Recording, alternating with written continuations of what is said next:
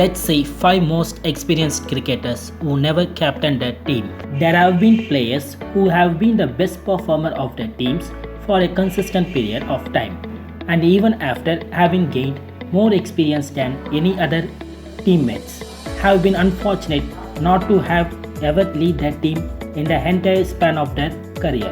Number 5.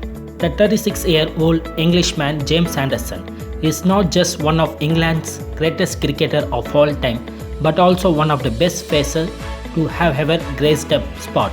His tally of 575 test caps testimony to this fact. Across a 17-year-long career that began in 2002 and looks good for more, Anderson have featured in 361 international matches and picked 862 wickets, earning him respect and applause from across the globe. Fitness has been the reason behind his longevity, which in turn, coupled with his immense talent and accuracy, has proven to be his winning formula. And even after spending almost half his years as an England cricketer, Anderson has not been fortunate enough to lead his team ever. The closest he came to being captain was in 2017-2018 Ashes Down Under, when he replaced Ben Stokes as the vice captain of the team. Number 4. Zaheer Khan. From giving away 15 runs in the first over of the 2003 World Cup final to scalping 3 wickets in the 2011 World Cup final, fast bowler Zaheer Khan saw everything during the course of his illustrious career. He was a vice pacer, and that helped him become one of the best fast bowlers the country has ever produced. Whenever then Captain Sourav Ganguly used to feel the heat from opposition batsmen, he would turn to Zaheer, who seldom disappointed. He was the first bowler to bowl knuckleball. He was the second most successful Indian fast bowler. A true servant of the game for India, who did well in all the formats he played in. He could have made a decent skipper considering how well he used to play with the minds of batsmen and lead the bowling attack at the same time. Number 3. Glenn McGrath will have a page of his own if ever there was a book written on the greatest cricketers of all time.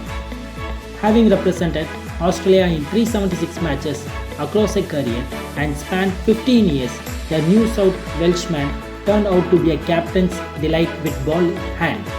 With 563 test caps and 380 ODI victims, Pigeon was a nightmare for the batsman of even the highest pedigree. Part of a team that scored a hat-trick of World Cup trips and ruled Test cricket for a decade, McGrath achieved everything cricketing honor that was possible. Just that he never ever got the opportunity to be the captain of his team. There is little doubt that if he possessed the same amount of talent as a batsman, he would have ended leading Australia for many years. A clear pointer of how our game is titled in the favor of the batsman. Number 2. The greatest bowler of all time, Muthaiya Muralidharan, represented Sri Lanka in a whooping 495 matches but never got a chance to don the captain's hat.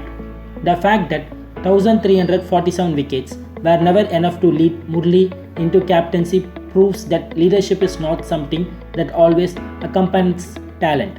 Also, like in the case of McGrath, it is a clear case of how much a batsman is favoured when it comes to deciding a team's captain.